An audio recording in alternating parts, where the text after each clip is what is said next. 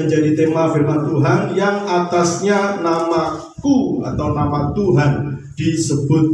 2 Tawarik pasal 7 ayat 12 sampai ayat yang ke-16. 2, 3. Kemudian Tuhan menampakkan diri kepada Salomo pada malam hari dan berfirman kepadanya, telah kudengar doamu dan telah kupilih tempat ini bagiku sebagai rumah persembahan. Bila mana aku menutup langit sehingga tidak ada hujan, dan bila mana aku menyuruh belalang memakan habis hasil bumi, dan bila mana aku melepaskan penyakit sampar di antara umatku, dan umatku yang atasnya namaku disebut merendahkan diri, berdoa dan mencari wajahku, lalu berbalik dari jalan-jalannya yang jahat, maka aku akan mendengar dari surga dan mengampuni dosa mereka serta memulihkan negeri mereka.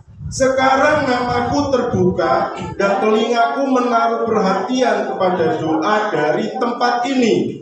Sekarang telah kupilih dan kukuduskan rumah ini supaya namaku tinggal di situ untuk selama-lamanya.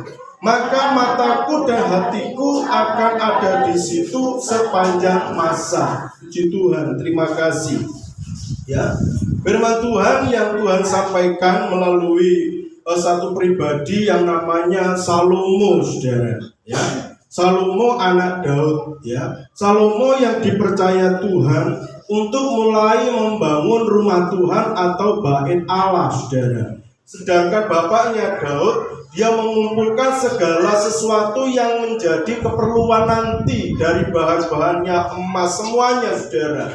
Itu dikumpulkan di masa Daud, dan di masa Salomo lah yang mengeksekusi apa yang dinasarkan oleh Daud, kerinduan Daud tentang rumah Tuhan. Salomo yang mewujud nyatakannya, saudara. Ya, dia bangun dan selesai dibangun, saudara. Ya, ini satu rumah Tuhan, satu bait Allah yang begitu luar biasa megah. Ya, dan telah kupilih tempat ini bagiku sebagai rumah persembahan. Ya, kemudian di ayat yang ke-14, dan umatku yang atasnya namaku disebut. Ya.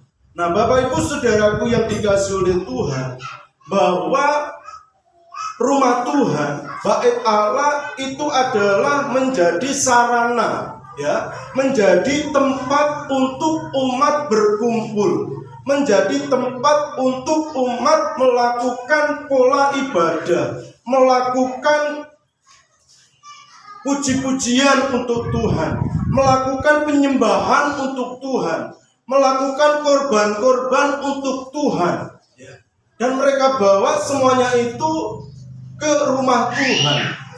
Sehingga saudara, bahwa rumah Tuhan ini nanti akan berfungsi bagaimana umat ini datang menyembah dan memuji kepada Tuhan.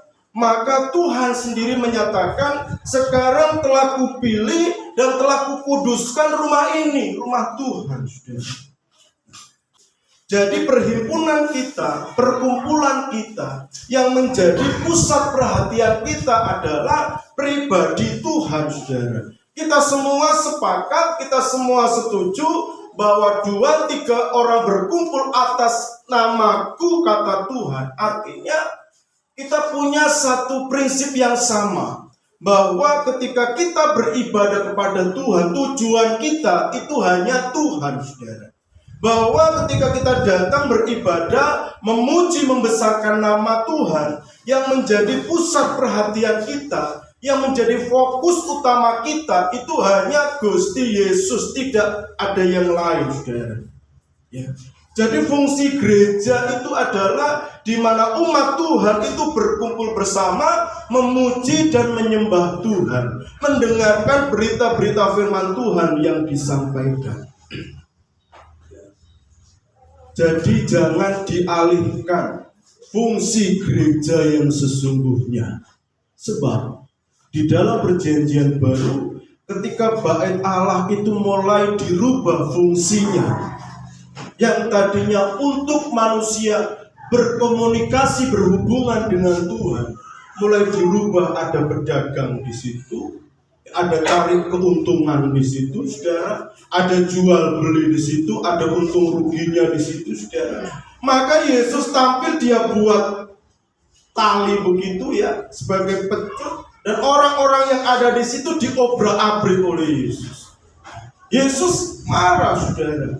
Sebab di zaman Salomo dia pernah mengatakan, telah kupilih, telah kukuduskan rumah ini menjadi rumahku, umat untuk datang beribadah kepadaku. Loh, sekarang di zaman perjanjian baru kok mulai berubah fungsi.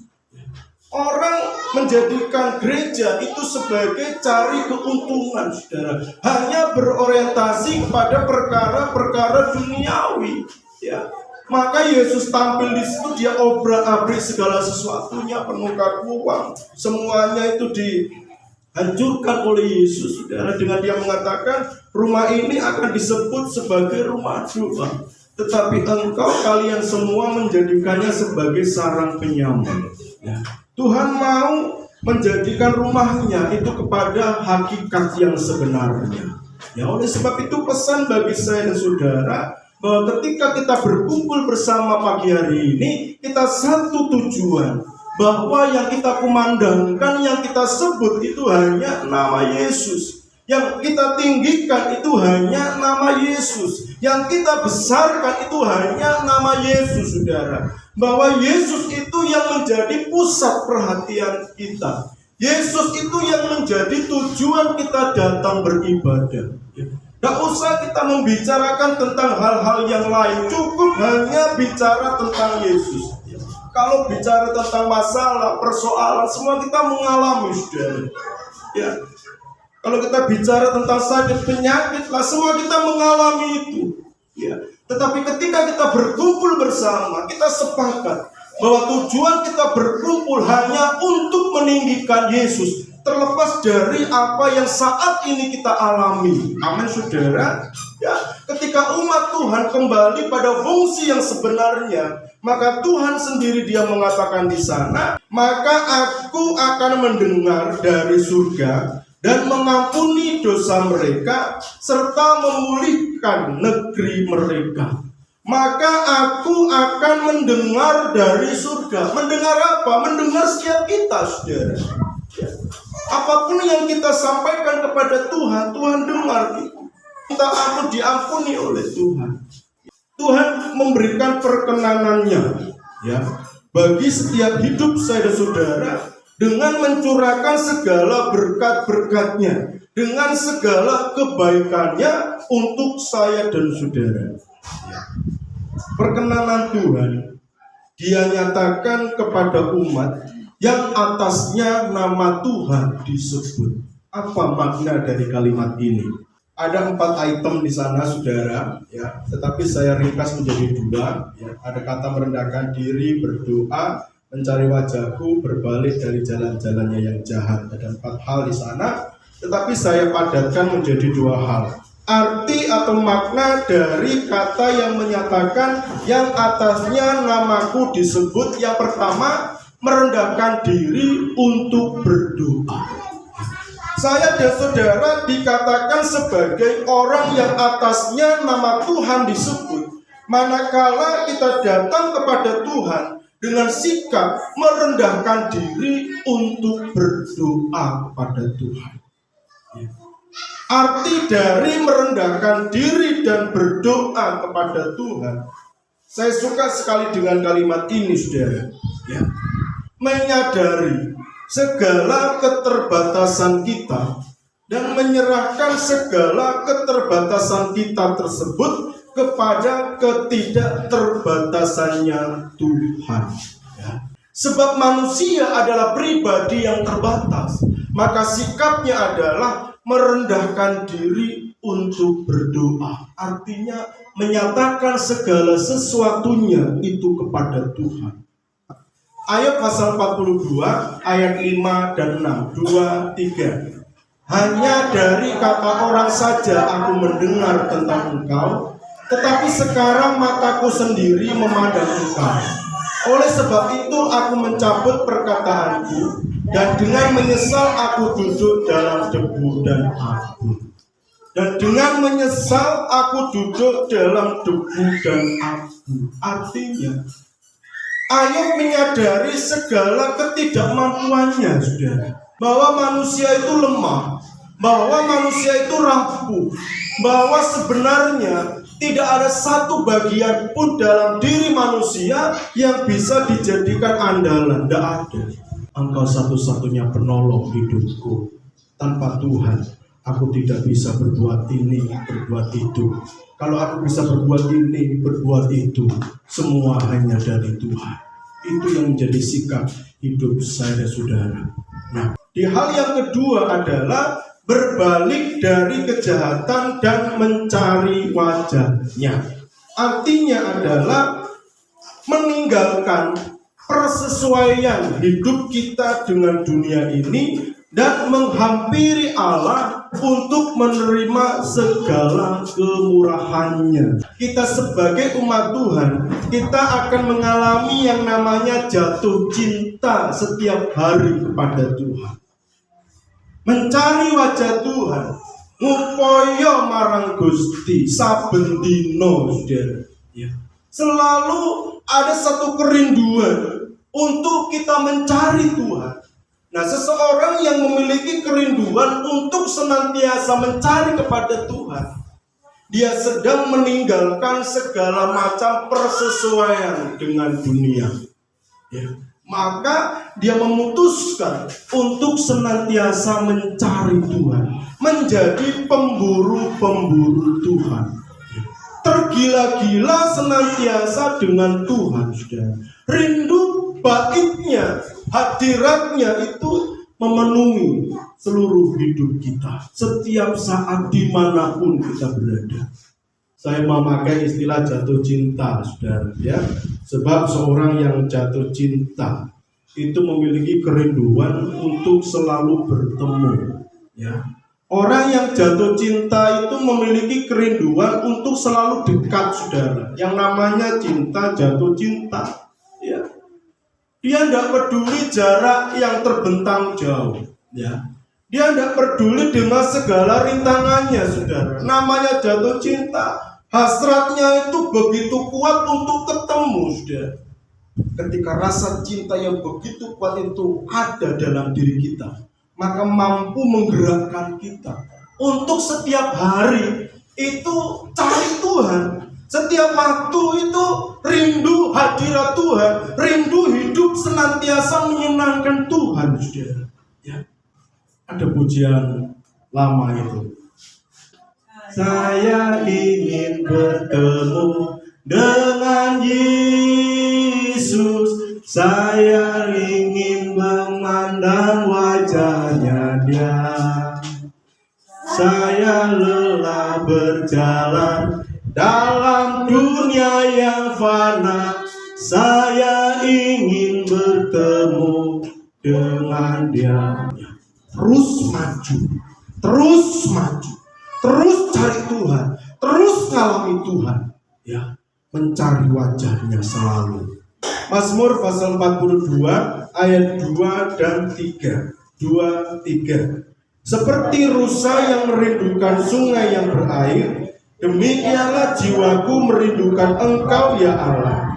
Jiwaku haus kepada Allah yang hidup. Bilakah aku boleh datang melihat Allah? Ya, saya kalau baca ini yang saya garis bawah itu dikata bilakah aku boleh datang kepada Allah.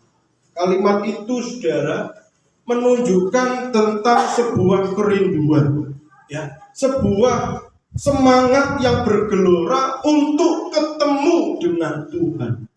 Yang dikatakan di sana, jiwaku haus kepada Allah yang hidup. Bilakah atau kapan aku boleh datang melihat Allah? Ya, aku nggak sabar, pengen melihat Allah. Kapan waktunya? Pengennya hari ini, besok, terus menerus. Aku selalu mengalami melihat Allah. Ya. Seperti rusa yang merindukan sungai yang berair, demikianlah jiwaku merindukan Engkau, ya Allah. Pemazmur menuliskan tentang kerinduannya kepada Allah. Kapan aku bisa ketemu Yesus? Kapan aku bisa beribadah, memuji Tuhan, meninggikan Tuhan, yang menyemarakkan bait Allah, datang beribadah kepada Tuhan. Satu kerinduan yang begitu luar biasa, bahwa Tuhan mendengar apa yang menjadi pergumulan kita, masalah kita, persoalan kita. Sudah mengalami keluh kesah, beban yang Tuhan luar biasa. Karena Tuhan adalah Allah yang memulihkan, maka kita akan mengalami tertawa. Kalau Tuhan memulihkan itu total, saudara. Tidak hanya di satu sisi, tapi semua. Pemulihan demi pemulihan, Tuhan pasti kerjakan atas hidup saya dan saudara. Tuhan Yesus memberkati. Kasih Yesus indah dalam hidupku, menghiasi hati dan jiwaku. Ku tak dapat hidup tanpa kasih-Mu, Tuhan. Perkantaranku sepanjang jalan.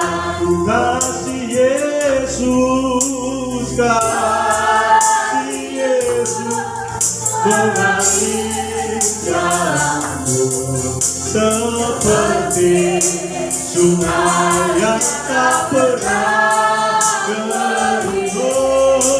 Kasih Yesus membebas hatiku, dalam kasih-Mu ku merasa teduh. Kasih Yesus, kasih Yesus mengalir jalanku, seperti sungai yang tak pernah kering.